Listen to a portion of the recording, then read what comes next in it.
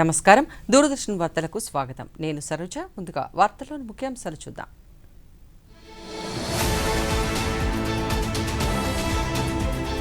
జాతీయ చేనేత దినోత్సవం సందర్భంగా పురస్కారాలు ప్రదానం చేసిన రాష్ట్రపతి ద్రౌపది ముర్ము. ఆంధ్రప్రదేశ్ నుంచి పురస్కారాలు అందుకున్న మురకల నటరాజు, ఎన్ వెంకటేశ్వరరావు.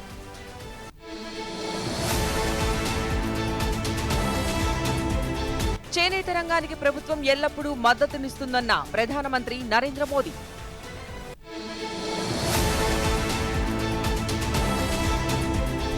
నేతన్నల సేవలో పథకంతో రాష్ట్రంలో వేలాది కుటుంబాలు లబ్ధి పొందుతున్నాయన్న ముఖ్యమంత్రి చంద్రబాబు నాయుడు.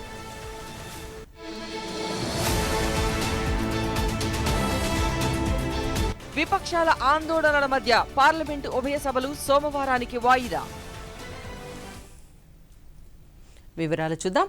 చేనేత రంగం కేవలం జీవనోపాధికి మూలంగానే కాకుండా సమ్మిళిత అభివృద్ధికి ఒక శక్తివంతమైన సాధనగా కూడా ఉపయోగపడుతుందని రాష్ట్రపతి ద్రౌపది ముర్ము పేర్కొన్నారు. ఈ రోజు న్యూఢిల్లీలో 12వ జాతీయ చేనేత దినోత్సవం సందర్భంగా జరిగిన కార్యక్రమంలో దేశంలోని గొప్ప విభిన్నమైన చేనేత సంప్రదాయాలను చాటిచెప్పే 4 స్మారక తపాలా బిళ్లలను రాష్ట్రపతి విడుదల చేశారు.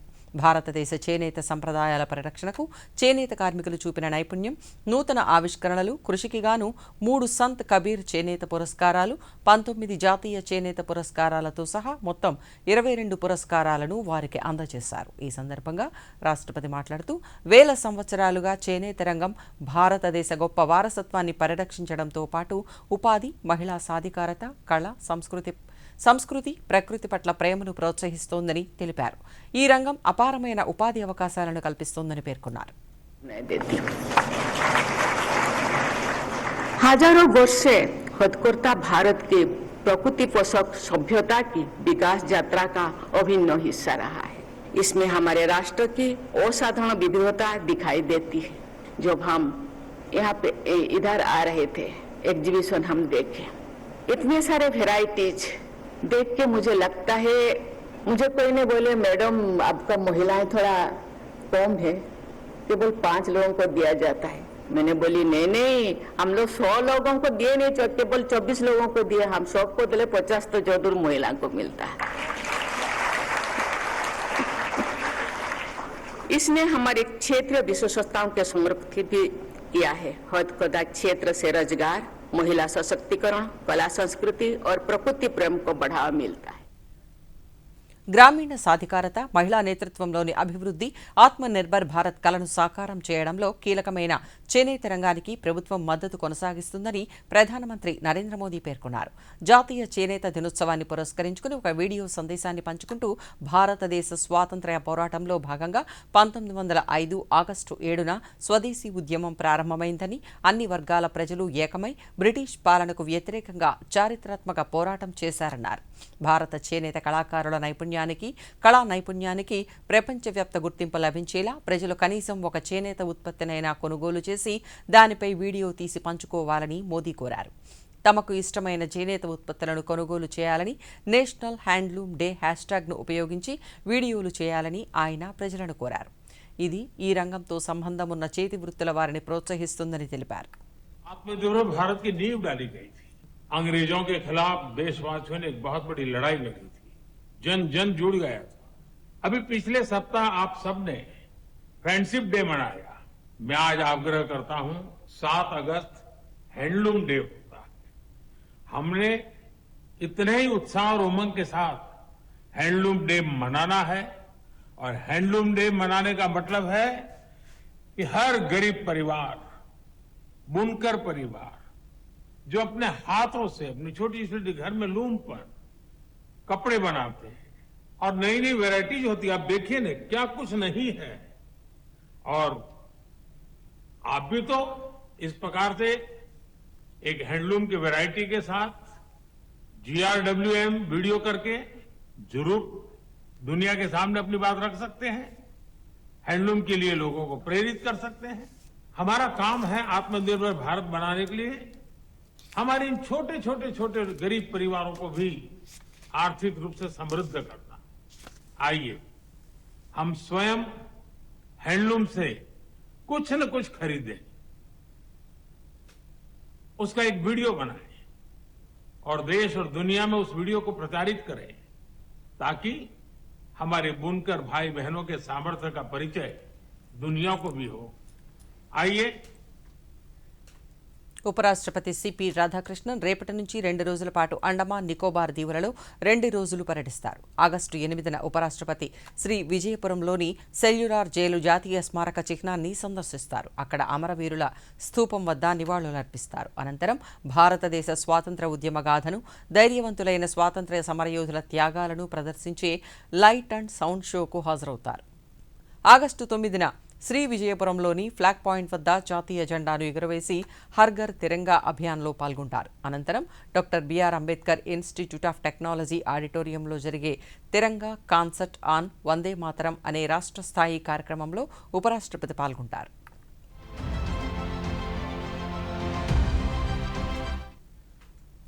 ఢిల్లీ రాష్ట్రపతి భవన్లో జరిగిన 12వ జాతీయ చేనేత దినోత్సవ వేడుకలలో ఆంధ్రప్రదేశ్ నుంచి 2 పురస్కారాలు లభించాయి. శ్రీకాకుళం జిల్లా అలికాం గ్రామానికి చెందిన మురకల నటరాజు, తిరుపతి జిల్లాలోని వెంకటగిరికి చెందిన ఎన్ వెంకటేశ్వరరావు రాష్ట్రపతి ద్రౌపది ముర్ము చేతుల మీదుగా పురస్కారాలను అందుకున్నారు. కాటన్, టస్సర్, జామ్దాని చీరల నేతల తయారీలో చేసిన కృషి, సాంప్రదాయ నేత పద్ధతులకు చేసిన సేవలకు గుర్తింపుగా జాతీయ చేనేత పురస్కారాన్ని అందుకున్నారు. ఇక చేనేత సంప్రదాయానికి ప్రసిద్ధి చెందిన వెంకటగిరికి చెందిన ఎన్ వెంకటేశ్వరరావు చేనేత ఉత్పత్తుల మార్కెటింగ్కు ప్రాతినిధ్యం వహిస్తున్నందుకు గాను పురస్కారాన్ని అందుకున్నారు. जोरदार तालियों से अभिवादन कीजिए। कॉटन टसर हाफ और हाफ जामदानी साड़ी आपका विशेष उत्पाद। इसमें विजेता हैं आंध्र प्रदेश के messrs N Venkateshwara Rao.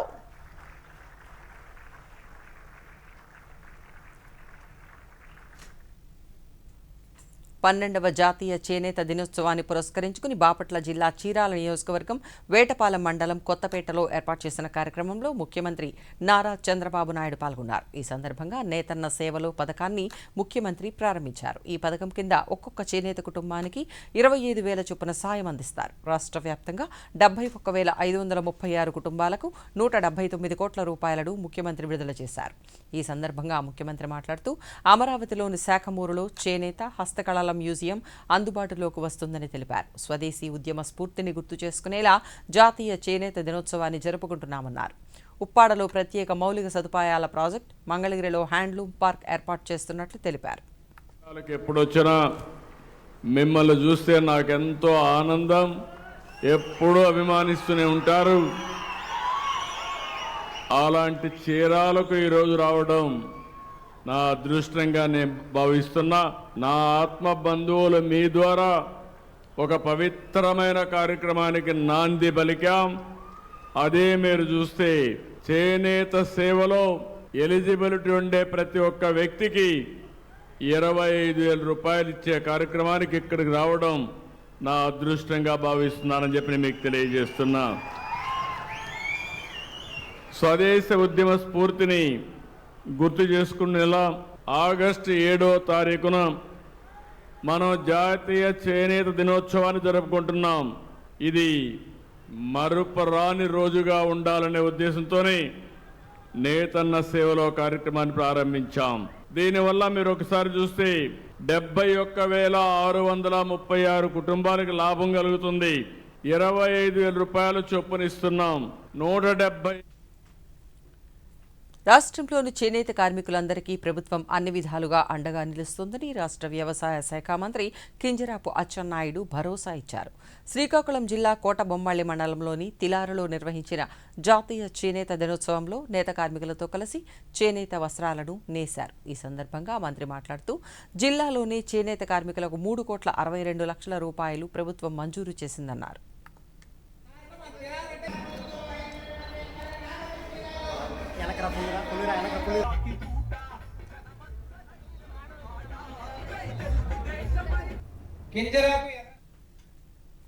Mega DSC 2025 ప్రక్రియ నియామకాలు పూర్తిగా పారదర్శకంగా జరిగాయని రాష్ట్ర ఎక్సైజ్ శాఖ మంత్రి కొల్లు రవీంద్ర స్పష్టం చేశారు. విజయవాడలో ఈరోజు ఆయన మీడియాతో మాట్లాడుతూ వైసీపీకి మెగా డిఎస్సి పైన మాట్లాడే నైతిక హక్కు లేదన్నారు.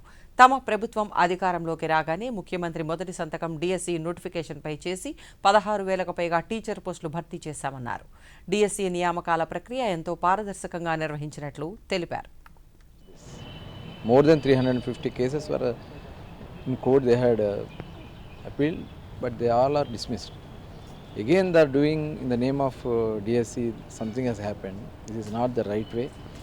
You fought in the courts. Courts gave directly. It was very transparent. But why to do this? There is no DSC students in that dharnas or anywhere. Just they want politically to damage, but nobody are bothering about them. Definitely we have done a good job. Mainly Nara Lokesh Garu done this event very perfectly, very transparently. Who are the people? Because 5 years they didn't conduct one DSC also. After government coming, Kutami government had done this, and people are very happy. They want to do.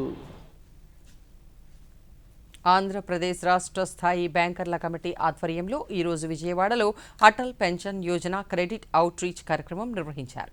ఈ కార్యక్రమానికి భారత ప్రభుత్వ pension and regulatory and development authority chief general manager Pravesh Kumar ముఖ్య అతిథిగా హాజరయ్యారు. ఈ సందర్భంగా ఆయన మాట్లాడుతూ అసంఘటిత రంగ కార్మికులతో పాటు దేశంలోని ప్రతి అర్హుడైన పౌరుడికి వృద్ధాప్యంలో ఆర్థిక భద్రత కల్పించడంలో అటల్ పెన్షన్ యోజన కీలక పాత్ర పోషిస్తోందన్నారు.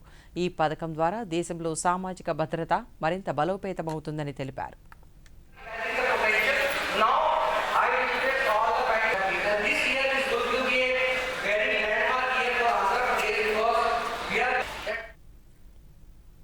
రాష్ట్రంలో బియ్యం ధరల పెరుగుదల నేపథ్యంలో వినియోగదారులకు ఊరట కల్పించేందుకు 52 రూపాయలకే నాణ్యమైన సన్నబియ్యం విక్రయాలను ఈరోజు కాకినాడలో ప్రారంభించారు. కాకినాడలోని రామారావుపేటలో కోఆపరేటివ్ సూపర్ బజార్లో ఏర్పాటు చేసిన ప్రత్యేక విక్రయ కౌంటర్లను రాష్ట్ర పౌర సరఫరాల శాఖ మంత్రి నాదెండ్ల మనోహర్ ప్రారంభించారు. ఈ సందర్భంగా మంత్రి మాట్లాడుతూ ప్రజలపై ధరల భారం తగ్గించడంతో పాటు నిత్యావసర వస్తువుల ధరలను నియంత్రించే చర్యలలో భాగంగా ఈ కార్యక్రమాన్ని ప్రభుత్వం అమలు చేస్తున్నట్లు తెలిపారు.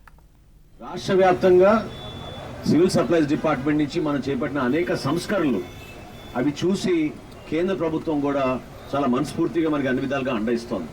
అందులో భాగంగానే మనం రేషన్ షాపుల్లో ఇప్పుడు ఇంతమంది కొండబాబు గారు చెప్పినప్పుడు గతంలో 9,260 వ్యాన్లు పెట్టారు. ఇల్లు ఇంటింటికి సరఫరా చేస్తామన్నారు, కానీ ఎక్కడ కూడా ఇంటింటికి సరఫరా చేయలేదు. ఆ 9,260 వ్యాన్లకి సుమారు 600 కోట్ల రూపాయలు వృధా చేశారు ప్రజల డబ్బు. ఈరోజు మన జిల్లాలో, కాకినాడ జిల్లాలో 160 షాపులకి మనం రేషన్ బియ్యం ప్రతి నెల పర్ఫెక్ట్గా సరఫరా చేస్తున్నాం, పంచదార సరఫరా చేస్తున్నాం. అందులో భాగంగా మీకు రాబోయే రోజుల్లో కందిపప్పు మరియు పామాయిల్ కూడా ఇవ్వాలని ఒక కార్యక్రమం తీసుకురావడమే కాకుండా మొట్టమొదటిసారి భారతదేశంలో మినీ మార్ట్లు ఏర్పాటు చేసే విధంగా మీ మార్ట్లని మనం నామకరణం చేసి ఎవరైతే ఆసక్తి చూపించారో ఈ రేషన్ షాపుల్లో వాళ్ళందరికీ కూడా మేము ఒక అవకాశం కల్పిస్తున్నాం. కేంద్ర ప్రభుత్వం సహకారంతో మేము డీమార్ట్తో పోటీ పడి 64 ప్రోడక్ట్స్ వినియోగ చేనేత రంగాన్ని మరింత లాభసాటిగా తీర్చిదిద్దేందుకు నేతన్నలు ఆధునిక సాంకేతిక నైపుణ్యాలను పెంపొందించుకోవాలని డాక్టర్ బిఆర్ అంబేద్కర్ కోనసీమ జిల్లా collector doctor R Mahesh Kumar సూచించారు. అమలాపురం కలెక్టరేట్లో చేనేత నేతన్నల సంక్షేమ పురోగతిపై ఆయన మాట్లాడుతూ భారతీయ సంస్కృతి సంప్రదాయాలకు చేనేత కళ ప్రతీకగా నిలుస్తోందని, తరతరాలుగా ఈ వృత్తిని కొనసాగిస్తున్న నేతన్నల సంక్షేమానికి కేంద్ర, రాష్ట్ర ప్రభుత్వాలు అనేక పథకాలను అమలు చేస్తున్నాయన్నారు. చేనేత సహకార సంఘాలు కేవలం ప్రభుత్వ ఆర్డర్లపైనే ఆధారపడకుండా ఓపెన్ మార్కెట్లోకి ప్రవేశించి మార్కెట్ అవకాశాలను అందిపుచ్చుకోవాలని తెలిపారు.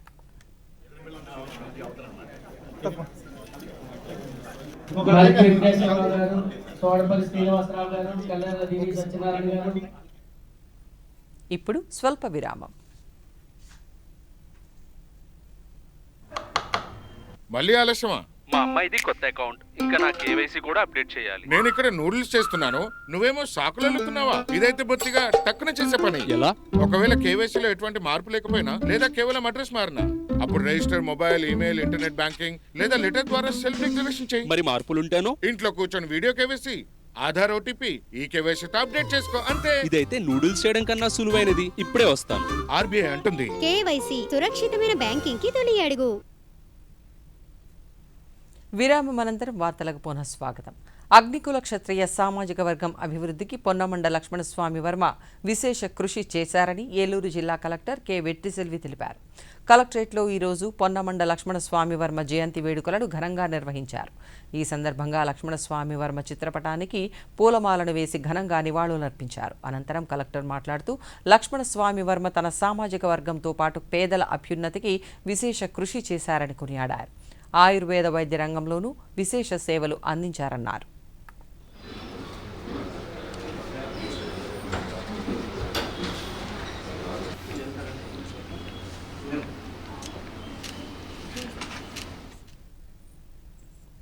వివిధ కేంద్ర ప్రభుత్వ శాఖల మధ్య సమన్వయాన్ని బలోపేతం చేయడం, ప్రధాన కార్యక్రమాల ప్రచార వ్యూహాలను మెరుగుపరచడం, అసత్య సమాచారం వ్యాప్తి కాకుండా వాస్తవాలను ప్రజలకు తెలియజేయడంపై కేంద్ర సమాచార ప్రసార మంత్రిత్వ శాఖకు చెందిన భారత పత్రికా సమాచార కార్యాలయం PIB విజయవాడలో అంతర్మీడియా ప్రచార సమన్వయ కమిటీ సమావేశాన్ని ఈరోజు నిర్వహించింది.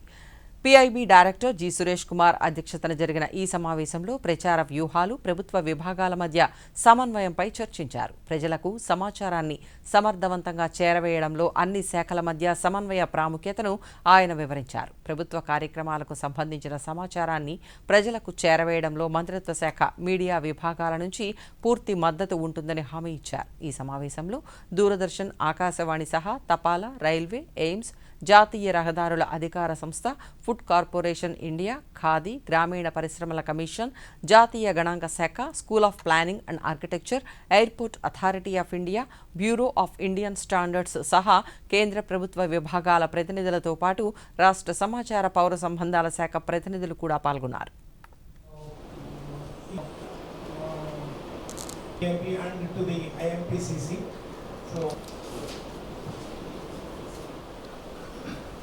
Good morning, sir. My name is Navi. I approach you. You are supporting well, and most of your staff also. We don't have such a big system like right. Tirupati జిల్లాలో scheduled కులాల సంక్షేమం కోసం రాష్ట్ర ప్రభుత్వం అమలు చేస్తున్న పథకాలను సమర్థవంతంగా అమలు చేయాలని జాతీయ షెడ్యూల్డ్ కులాల కమిషన్ చైర్మన్ కిషోర్ మక్వానా తెలిపారు. తిరుపతి ఈరోజు ఆయన జిల్లా అధికారులతో సమీక్షా సమావేశం నిర్వహించారు. ఈ సందర్భంగా కిషోర్ మక్వానా మాట్లాడుతూ అర్హులైన ప్రతి ఎస్సీ కుటుంబానికి ప్రభుత్వం అందిస్తున్న సంక్షేమ పథకాలను సకాలంలో చేరేలా క్షేత్రస్థాయిలో అధికారులు పర్యవేక్షించాలన్నారు. లబ్ధిదారుల ఎంపికలో పారదర్శకత పాటిస్తూ అర్హులైన వారందరికీ ప్రభుత్వ ప్రయోజనాలను అందించాలన్నారు.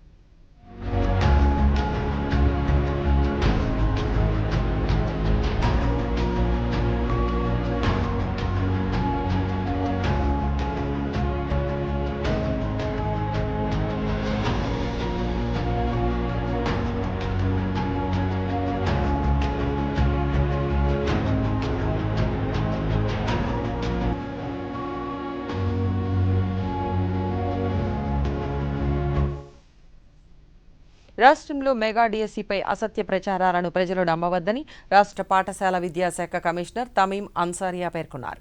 అమరావతిలోని రాష్ట్ర సచివాలయంలో ఈరోజు ఆమె మీడియాతో మాట్లాడుతూ డిఎస్సి ప్రక్రియను ఎంతో పారదర్శకంగా నిర్వహించినట్లు తెలిపారు. నియామకాల ప్రక్రియకు సంబంధించిన అన్ని వివరాలు ప్రభుత్వ అధికారిక వెబ్సైట్లో పొందుపరిచినట్లు పేర్కొన్నారు. ప్రింట్ మీడియాలో, ఎలక్ట్రానిక్ మీడియాలో, ముఖ్యంగా సోషల్ మీడియాలో రావడం జరిగింది. దానికి డిపార్ట్మెంట్ తరపున వెరిఫైడ్ ఇన్ఫర్మేషన్ని సిస్టమేటిక్గా అప్పటికప్పుడు రిజైండర్ ద్వారా ఇవ్వడం జరిగింది. ఉన్న 8 వేకెన్సీస్లో ముందు మెరిట్ ప్రకారం వేకెన్సీస్ని ఫిల్ చేస్తాము. తరువాత ఆ కేటగిరీలో ఎవరైతే ఉన్నారో బేస్డ్ ఆన్ హరిజాంటల్ రిజర్వేషన్స్ ఆ క్యాండిడేట్ని ఆ కేటగిరీలో ఈడబ్ల్యూఎస్ కేటగిరీలో ఉన్న లాస్ట్ క్యాండిడేట్ని రీప్లేస్ చేస్తూ ఈ పర్సన్ని అకామిడేట్ చేయడం జరిగింది. ఎవరైతే గొణికుంట్ల సుభాషిని, ఆమె rank 661, EWS, person with bench mark disability. This is again horizontal reservation. So దాని ప్రకారం యాజ్ పర్ రూల్స్ లాస్ట్ క్యాండిడేట్ని ఆ ఈడబ్ల్యూఎస్ కేటగిరీలో ఉన్న లాస్ట్ మెరిట్ క్యాండిడేట్ని రీప్లేస్ చేస్తూ సుభాషిని గారికి ఆ పోస్ట్ ఇవ్వడం జరిగింది.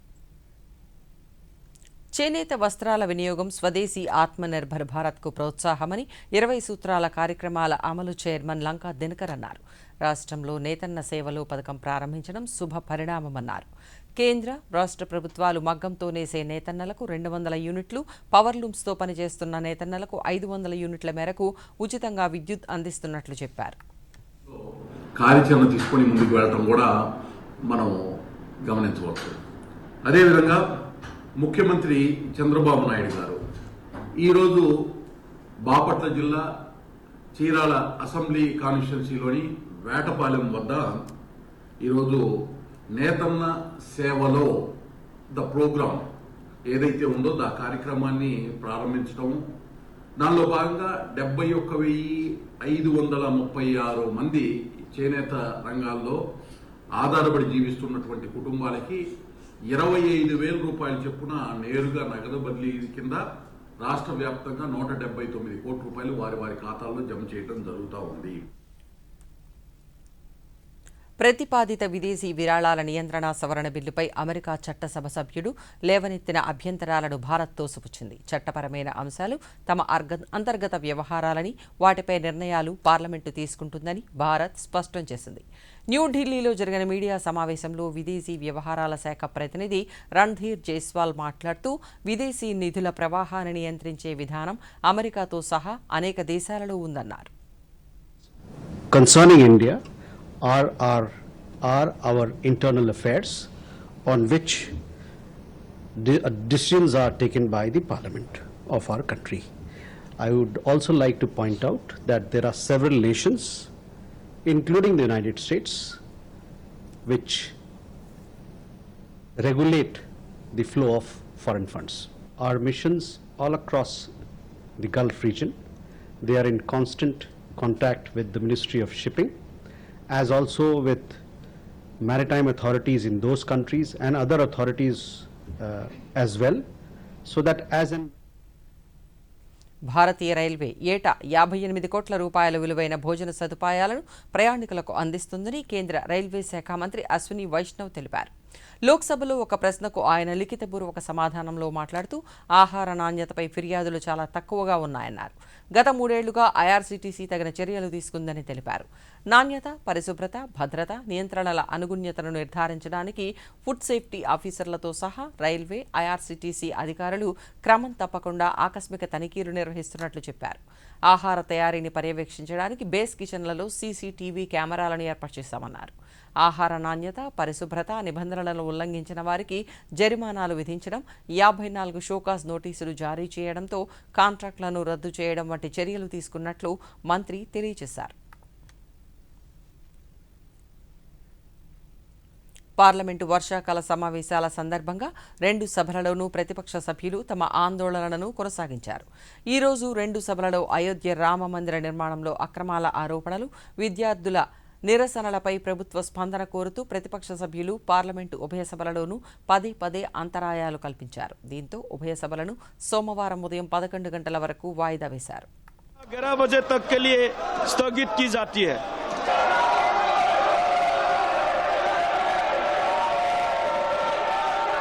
The House stands adjourned to meet at 11 a.m. on Monday, the 10th August 2026. సూక్ష్మ, చిన్న, మధ్యతరహా పరిశ్రమల అభివృద్ధి సవరణ బిల్లు 2026కు ఈరోజు లోక్సభ ఆమోదం తెలపడంతో పార్లమెంటు దానిని ఆమోదించింది. రాజ్యసభ ఈ బిల్లును గత సోమవారమే ఆమోదించింది. ఈ రోజు మధ్యాహ్నం సభ తొలి వాయిదా అనంతరం బిల్లును ఎంఎస్ఎంఈ శాఖ మంత్రి జితిన్ రామ్ మాంఝీ ప్రవేశపెట్టారు. చెల్లింపులలో జాప్యాన్ని పరిష్కరించడం, వివాద పరిష్కారాన్ని సులభతరం చేయడం ఈ బిల్లు యొక్క ప్రధాన లక్ష్యం.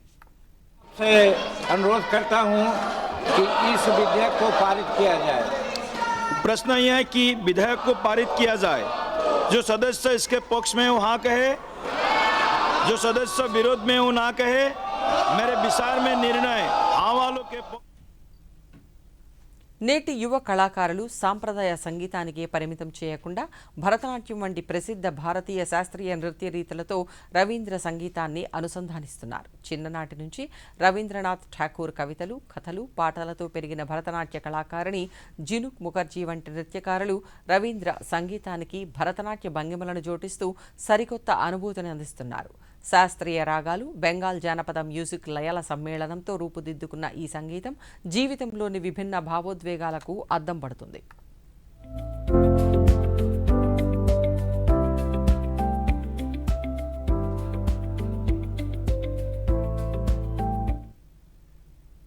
భారతీయ వ్యవసాయ రంగం శరవేగంగా అధునాతన సాంకేతికతల వైపు అడుగులు వేస్తోంది. రైతు సోదరుల కష్టాన్ని తగ్గిస్తూ సాగు వ్యయాన్ని తగ్గించే దిశగా వినూత్న వ్యవసాయ యంత్రాలను అందుబాటులోకి తెస్తున్నారు. చెరకు సాగులో పంట కోతకు ఎక్కువ మంది కూలీలు అవసరం కావడం, పెరిగిన డీజిల్ ధరల రైతులకు సవాలుగా మారాయి. ప్రపంచంలోనే అతిపెద్ద చెరకు ఉత్పత్తి దేశాలలో ఒకటైన భారత్లో ఈ సమస్యకు శాశ్వత పరిష్కారంగా పూణేకి చెందిన డీప్ టెక్ స్టార్టప్ సంస్థ దేశంలోనే తొలి ఎలక్ట్రిక్ చెరుకు హార్వెస్టర్ మెషిన్ను రూపొందించింది.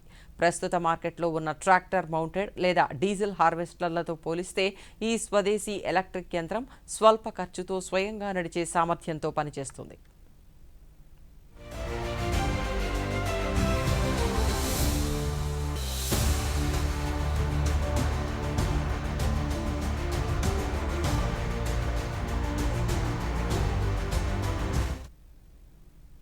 ఇంటిలోనే తడి పొడి చెత్తను వేరు చేయడం, తడి వ్యర్థాల నుంచి సహజ ఎరువును తయారు చేయడం, పొడి వ్యర్థాలను పునర్వినియోగానికి పంపడం ద్వారా ఢిల్లీలోని నవజీవన్ విహార్ కాలనీ చెత్తలేని ప్రాంతంగా నిలిచింది.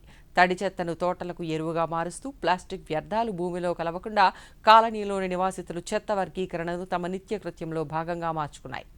ఇక్కడ క్యూఆర్ కోడ్ ఆధారిత స్మార్ట్ సిస్టమ్ అందుబాటులో ఉంది. నివాసితులు వ్యర్థాలు సిద్ధంగా ఉన్నట్లు సమాచారం ఇవ్వగానే క్యూఆర్ కోడ్ అలర్ట్ ద్వారా పారిశుద్ధ్య సిబ్బంది తక్షణమే ఇంటికి చేరుకొని చెత్తను సేకరిస్తారు.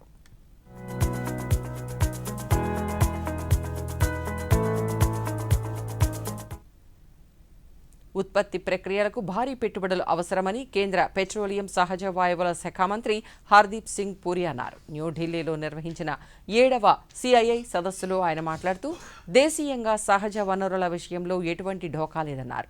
భారతదేశం 3వ అతిపెద్ద ఇంధన వినియోగదారుగా 4వ అతిపెద్ద శుద్ధి కర్మాగారంగా ఉందన్నారు.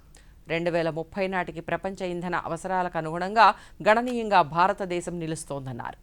ఎక్సైజ్ సుంకాల తగ్గింపుల కారణంగా భారతదేశంలో ఇంధన ధరలు అందుబాటులో ఉన్నాయని మంత్రి పేర్కొన్నారు. Believe in what my friend Dr. Fatih Birol says, that in the years ahead, that is going on to 2030, something like 30% of the global increase in demand will come from India. We are the third largest. మంచు అలాగే ఎడారి వంటి క్లిష్టమైన వాతావరణంలో సమర్థవంతంగా పనిచేసే స్వదేశీ డ్రోన్లను greater నోయిడాకు చెందిన యువ ఇంజనీర్లు ఆవిష్కరించగా దట్టమైన పొగమంచు, చీకటిలోనూ ఖచ్చితత్వంతో కూడిన చిత్రాలను అందించే సింథటిక్ అపర్చర్ రాడార్ పరిజ్ఞానాన్ని కోల్కతా డీప్ టెక్ సంస్థ ఆవిష్కరించింది. విదేశీ విడి భాగాలపై ఆధారపడకుండా పూర్తి స్వదేశీ హార్డ్వేర్, సాఫ్ట్వేర్ సాంకేతికతలతో రూపొందిన డ్రోన్ 20 కేజీల బరువును మోస్తూ 10 కిలోమీటర్ల పరిధి వరకు 40 నిమిషాల పాటు ప్రయాణించగలదు. అలాగే సింథటిక్ అపెక్చర్ రాడార్ పరిజ్ఞానాన్ని ఉపయోగించిన డ్రోన్లు చీకటిలోనూ హై రెజల్యూషన్ చిత్రాలను అందించగలుగుతున్నాయి.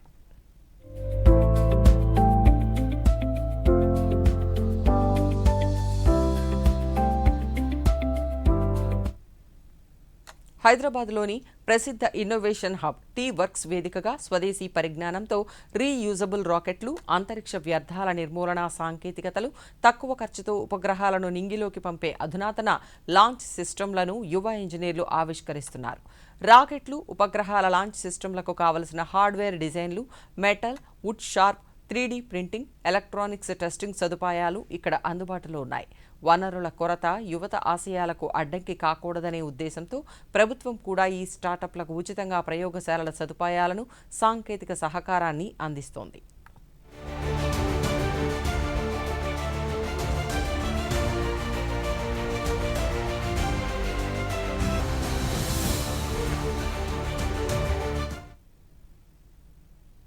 వార్తలు ముగించే ముందు ముఖ్యాంశాలు మరొకసారి.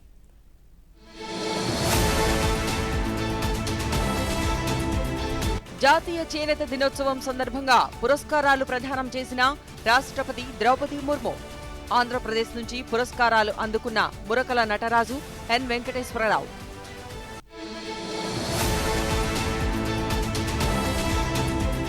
చేనేత రంగానికి ప్రభుత్వం ఎల్లప్పుడూ మద్దతునిస్తుందన్న ప్రధానమంత్రి నరేంద్ర మోదీ.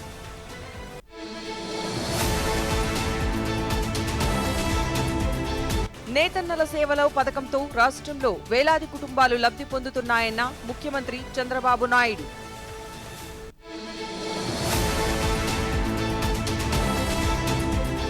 విపక్షాల ఆందోళనల మధ్య పార్లమెంటు ఉభయ సభలు సోమవారానికి వాయిదా.